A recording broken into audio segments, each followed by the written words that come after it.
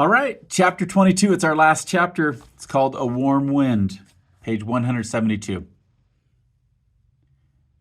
And so Wilbur came home to his beloved manure pile in the barn cellar. His was a strange homecoming. Around his neck, he wore a Medal of Honor. In his mouth, he held a sack of spider's eggs. There is no place like home, Wilbur thought, as he placed Charlotte's 514 unborn children carefully in a safe corner. The barn smelled good. His friends, the sheep and the geese, were glad to have him back. The geese gave him a noisy welcome. Congratulations, they cried. Nice work. Mr. Zuckerman took the medal from Wilbur's neck and hung it on a nail over the pig pen where visitors could examine it. Wilbur himself could look at it whenever he wanted to. In the days that followed, he was very happy. He grew to a great size. He no longer worried about being killed, for he knew that Mr. Zuckerman would keep him as long as he lived. Wilbur often thought about Charlotte. A few strands of her old web still hung in the doorway. Every day Wilbur would stand and look at the torn, empty web, and a lump would come to his throat. No one had ever had such a friend, so affectionate, so loyal, and so skillful. The autumn days grew shorter. Lurvy brought the squashes and pumpkins in from the garden and piled them in the barn on the barn floor where they wouldn't get nipped on frosty nights. The maples and birches turned bright colors, and the wind shook them, and they dropped their leaves one by one to the ground. Under the wild apple trees in the pasture, the little red apples lay thick on the ground, and the sheep gnawed them, and the geese gnawed them, and the foxes came in the night and sniffed them. One evening, just before Christmas, snow began falling. It covered house and barn and fields and woods. Wilbur had never seen snow before. When morning came, he went out and plowed the drifts in his yard for the fun of it. Fern and Avery arrived, dragging a sled. They coasted down the lane and out onto the frozen pond in the pasture. "Coasting is the most fun there is," said Avery. "The most fun there is," retorted Fern, "is when the Ferris wheel stops and Henry and I are in the top car, and Henry makes the car swing and we can see everything for miles and miles and miles." "Goodness, are you still thinking about that old Ferris wheel?" said Avery in disgust. "The fair was weeks and weeks ago." "I think about it all the time," said Fern, picking snow from her ear. After Christmas, the thermometer dropped to 10 below zero. Cold settled on the world.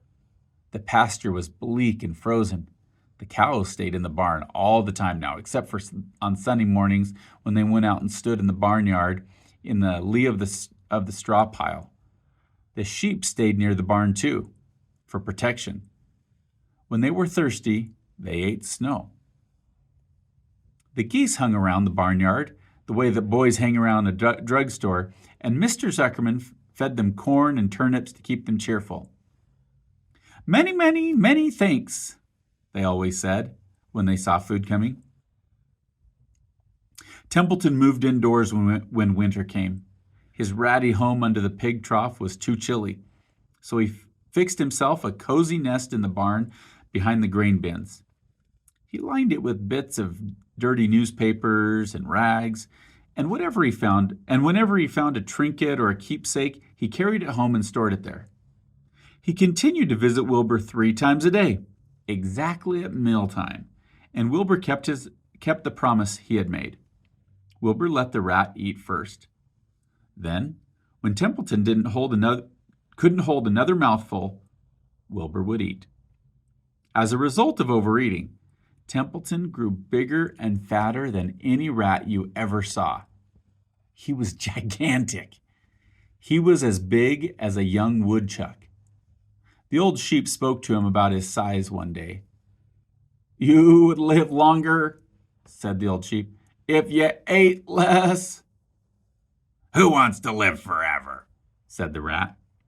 "I am naturally a heavy eater, and I get untold satisfaction from the pleasures of the feast."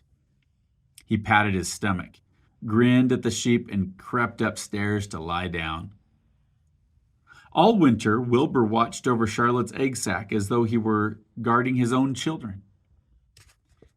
He had scooped out a special place in the manure for the sack, next to the board fence. On very cold nights, he lay so his breath would warm it. For Wilbur, nothing in life was so important as this small round object. Nothing else mattered. Patiently, he awaited the end of winter and the coming of the little spiders. Life is always a rich and steady time when you're waiting for something to happen or to hatch. The winter ended at last. "I heard the frogs today," said the old sheep one evening. "Listen, you can hear them now." Wilbur stood still and cocked his ears. From the pond, in shrill chorus, came the voices of hundreds of little frogs. "Springtime," said the old sheep thoughtfully. "Another spring." And she walked away. Wilbur saw a new lamb following her. It was only a few hours old. The snows melted and ran away. The streams and ditches bubbled and chattered with rushing water. A sparrow with a streaky breast arrived and sang. The light strengthened. The mornings came sooner. Almost every morning there was another new lamb in the sheepfold. The goose was sitting on 9 eggs. The sky seemed whiter, and a warm wind blew. The last remaining strands of Charlotte's old web floated away and vanished. One fine sunny morning after breakfast, Wilbur stood watching his precious sack. He wasn't thinking of anything much. As he stood there, he noticed something move. He stepped closer and stared. A tiny spider crawled from the sack. It was no bigger than a grain of sand, no bigger than the head of a pin. Its body was gray with a black stripe underneath. Its legs were gray and tan. It looked just like Charlotte. Wilbur trembled all over when he saw it. A little spider waved at him. Then Wilbur looked more closely. 2 more little spiders crawled out and waved. They climbed round and round on the sack, exploring their new world. Then 3 more little spiders, then 8, then 10. Charlotte's children were here at last. Wilbur's heart pounded. He began to squeal. Then he raced in circles, kicking manure into the air. Then he turned a backflip. Then he planted his front feet and came to a stop in front of Charlotte's children. "Hello there," he said. The first spider said hello, but its voice was so small Wilbur couldn't hear it. I'm an old friend of your mother's," said Wilbur. "I am glad to see you. Are you all right? Is everything all right?" The little spiders waved their forelegs at him. Wilbur could see by the way they acted that they were glad to see him. "Is there anything I can get you? Is there anything you need?" The young spiders just waved. For several days and several nights they crawled here and there, up and down, around and about, waving at Wilbur, trailing tiny drag lines behind them, and exploring their home. There were dozens and dozens of them. Wilbur couldn't count them, but he knew he had a great many new friends. They grew quite rapidly. Soon each was as big as a BB shot. They made tiny webs near the sack. Then came a quiet morning when Mr. Zuckerman opened a door on the north side. A warm draft of rising air blew softly through the barn cellar. The air smelled of the damp earth, of the spruce woods, of the sweet springtime. The baby spiders felt the warm updraft. One spider climbed to the top of the fence. Then it did something that came as a great surprise to Wilbur. The spider stood on its head, pointed its spinnerets in the air, and let loose a cloud of fine silk. The silk formed a balloon. As Wilbur watched, the spider let go of the fence and rose into the air. "Goodbye," it said as it sailed through the door. "Wait a minute!" screamed Wilbur. "Where do you think you're going?" But the spider was already out of sight. Then another baby spider crawled to the top of the fence, stood on its head, made a balloon, and sailed away. Then another spider, then another. The air was soon filled with tiny balloons, each balloon carrying a spider. Wilbur was frantic. Charlotte's babies were disappearing at a great rate. "Come back, children!" he cried. "Goodbye," they called. "Goodbye, goodbye." At last, one little spider took time enough to stop and talk to Wilbur before making its balloon. "We're leaving here on the warm-up draft. This is our moment for setting forth. We are aeronauts, and we are going into the world to make our webs for ourselves." "But where?" asked Wilbur. "Wherever the wind takes us. High, low, near, far, east, west, north, south. We take to the breeze. We go as we please." "Are all of you going?" asked Wilbur. "You can't all go. I would be left alone with no friends. Your mother wouldn't want that to happen, I'm sure." The air was now so full of balloonists that the barn cellar looked almost as though a mist had gathered. Balloons by the dozens were rising, circling, and drifting away through the door, sailing off on the gentle wind. Cries of "Goodbye, goodbye, goodbye" came weakly to Wilbur's ears. He couldn't bear to watch it anymore. In sorrow, he sank to the ground and closed his eyes. It seemed like the end of the world to be deserted by Charlotte's children. Wilbur cried himself to sleep. When he woke, it was late afternoon. He looked at the egg sack. It was empty. He looked into the air. The balloonists were gone. Then he walked drearily to the doorway where Charlotte's web used to be.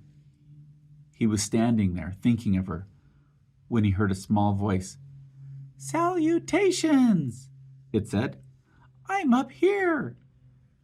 "So am I," said another tiny voice. "So am I," said a third one.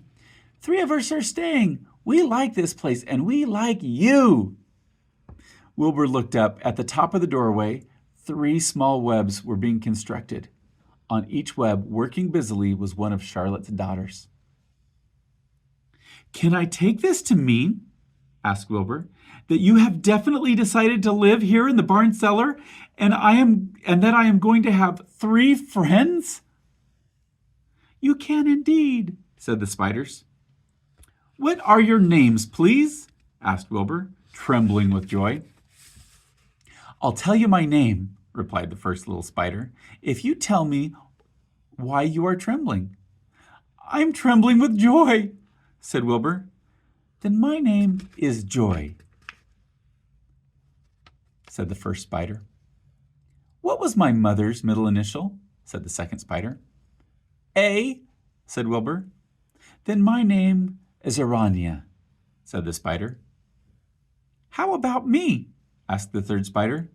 "Will you just pick out a nice, sensible name for me? Something not too long, not too fancy, and not too dumb?" Wilbur thought hard. "Nellie?" he suggested. "Fine, I like that very much," said the third spider. "You may call me Nellie." She daintily fastened her orb line to the next spoke of the web. Wilbur's heart brimmed with happiness. He felt that he should make a short speech on this very important occasion. "Joy, Aranya, Nellie," he began, "welcome to the barn cellar. You have chosen a hallowed doorway from which to string your webs. I think it is only fair to tell you that I was devoted to your mother. I owe my very life to her. She was brilliant, beautiful, and loyal to the end. I shall always treasure her memory. To you, her daughters, I pledge my friendship forever and ever. I pledge mine, said Joy. I do too, said Arania.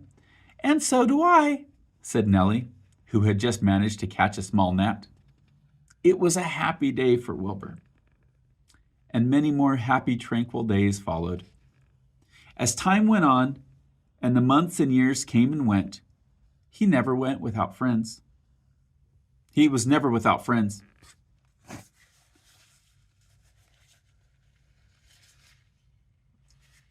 Fern did not come regularly to the barn anymore. She was growing up and was careful to avoid childish things, like sitting on a milk stool near a pig pen. But Charlotte's children and grandchildren and great-grandchildren, year after year, lived in the doorway. Each spring, there were new little spiders hatching out to take the place of the old. Most of them sailed away on their balloons, but always 2 or 3 stayed up and set up housekeeping in the doorway. Mr. Zuckerman took fine care of Wilbur and all the rest of his days, and the pig was often visited by friends and admirers, for nobody ever forgot the year of his triumph and the miracle of the web. Life in the barn was very good. Night and day, winter and summer, spring and fall, dull days and bright days. It was the best place to be, thought Wilbur. It was this warm, delicious cellar with the garrulous geese, the changing seasons, the heat of the sun, the passage of swallows, the nearness of rats, the sameness of sheep, the love of spiders, the smell of manure, and the glory of everything. Wilbur never forgot Charlotte. Although he loved her children and grandchildren dearly, none of the new spiders ever quite took her place in his heart. She was in a class by herself. It is not often that someone comes along who is a true friend and a good writer. Charlotte was both. The end. I have loved reading this book with you guys. So looking forward to talking to you about it.